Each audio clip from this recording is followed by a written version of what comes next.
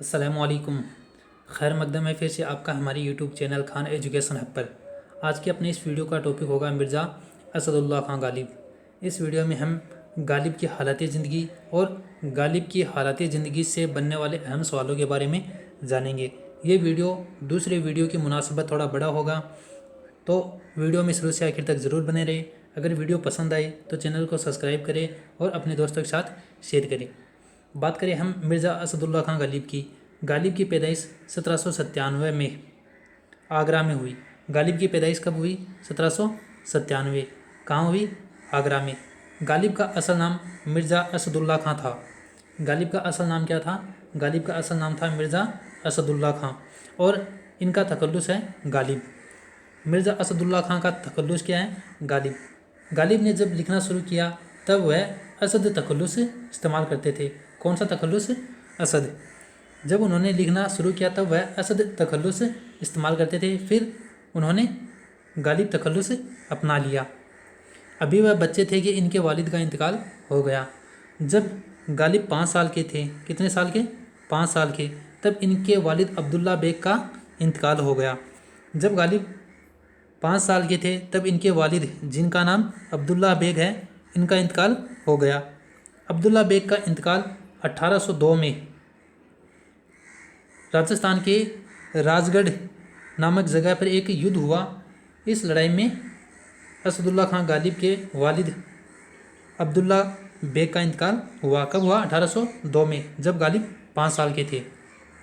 गालिब की परवरिश इनके चचा नसरुल्ला बेग ने की। जब इनके वालिद का इंतकाल हो गया तब इनके चचा नसरुल्ला बेग ने इनकी परवरिश की। लेकिन जब गालिब 11 साल के थे तब इनके चचा का भी इंतकाल हो गया। इनके चचा का क्या नाम है? नसरुल्ला बेग, जिन्होंने गालिब के वालिद के इंतकाल के बाद गालिब की परवरिश की थी। शादी के बाद गालिब दिल्ली आ गए। शादी के बाद जब गालिब 13 साल के थे तब इनकी शादी उमराव बेग से हुई थी। इनकी शादी किससे हुई थी? उमराव बेग से। कब हुई थी? जब वो 13 साल के थे। और शादी के बाद वह अपने ससुराल दिल्ली आ गए और इसी की निस्बत से गालिब को मिर्ज़ा नौशा कहा जाता है। मिर्ज़ा नौशा लक़ब गालिब को इसीलिए दिया गया कि वह शादी के बाद दिल्ली आ गए। यहाँ की अमली और अदबी माहौल में इनके शेरी ज़ौक़ की तरबियत हुई। बहुत जल्द उन्होंने अपनी अलग पहचान बना ली। गालिब ने शायरी के ज़रिए अपनी अलग पहचान बना ली। गालिब नज़म और नसर दोनों पर यकसा कुदरत रखते थे। गालिब जितने बड़े शायर थे उतने ही बड़े मुसन्निफ़ थे। गालिब ने गज़ल में नाम कमाया, उतना ही नाम उन्होंने खतूत निगारी में भी कमाया। ख़याल की बुलंदी, मज़बून आफरीनी और शौक़ी इनके कलाम की नुमाया खसूसियात है।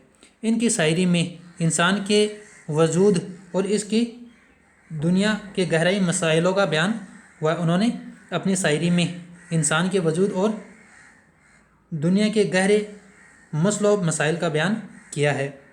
गालिब जितने बड़े मुफक्किर थे उतने ही बड़े फ़नकार भी थे। गालिब जितने बड़े मुफक्किर थे उतने ही बड़े फ़नकार थे। गालिब की अगर हम बात करें इनके दीवान की, इनकी नसरी किताबों की, तो इनमें सबसे पहला नाम आता है दीवाने गालिब। दीवाने गालिब गालिब की गज़लों का मजमुआ है, जिसमें तकरीबन 2000 शेर हैं। कितने शेर हैं? तकरीबन 2000 शेर गालिब के गज़ल के मजमुए दीवाने गालिब में हैं। और इसी वजह से ये 2000 शेर की वजह से ही गालिब उर्दू के नहीं बल्कि दुनिया के सबसे बड़े शायर, दुनिया में बड़े शायरों में इनका शुमार होता है। इनके साथ साथ उनके खतूत के मजमुए हैं उर्दू मुअल्ला। कौन सा है? उर्दू मुअल्ला। और इसके साथ साथ औद हिंदी इनके खतूत के मजमुए हैं।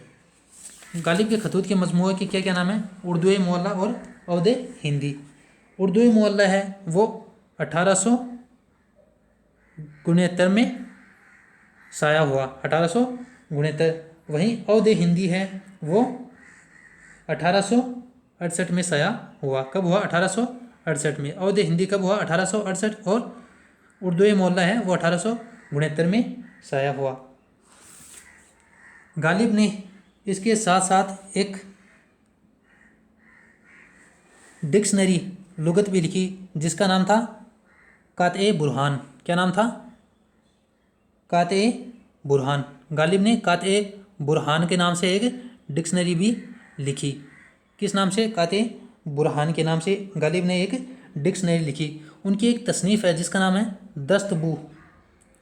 दस्तबू गालिब की एक तसनीफ़ है दस्तबू, जिसमें उन्होंने 1857 की जंग आज़ादी की दास्तान बयान की है। किसमें? दस्तबू में। और उनकी एक और तसानीफ़ है जिसका नाम है महर नीम अफरोज। क्या नाम है? महर नीम अफरोज।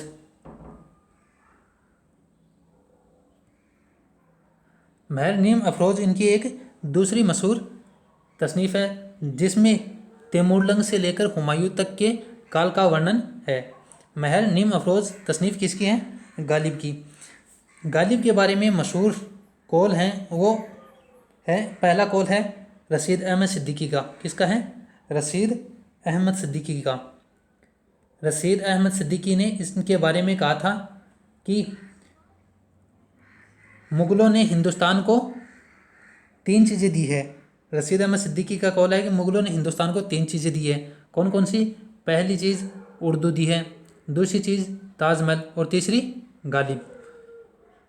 मुग़लों ने हिंदुस्तान को 3 चीज़ें दी है, उर्दू, ताजमहल और गालिब। ये कौल किसका है? रशीद अहमद सिद्दीकी का।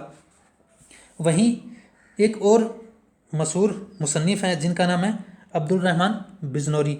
अब्दुल रहमान बिजनौरी ने कहा था कि हिंदुस्तान में 2 इल्हामी किताबें हैं। कितनी किताबें हैं? 2, जिनमें से एक का है वेद। 2 इल्हामी किताबें हैं जिसमें से एक है वेद और दूसरा है दीवाने गालिब। अब्दुल रहमान बिजनौरी के कौल के मुताबिक हिंदुस्तान में 2 इल्हामी किताबें हैं। पहली है वेद मुकद्दस, दूसरी है दीवाने गालिब। ये था अपना वीडियो गालिब से मुताल्लिक। अगर ये वीडियो आपको पसंद आया तो इसे लाइक करें और दोस्तों के साथ शेयर करें और चैनल सब्सक्राइब ज़रूर करें।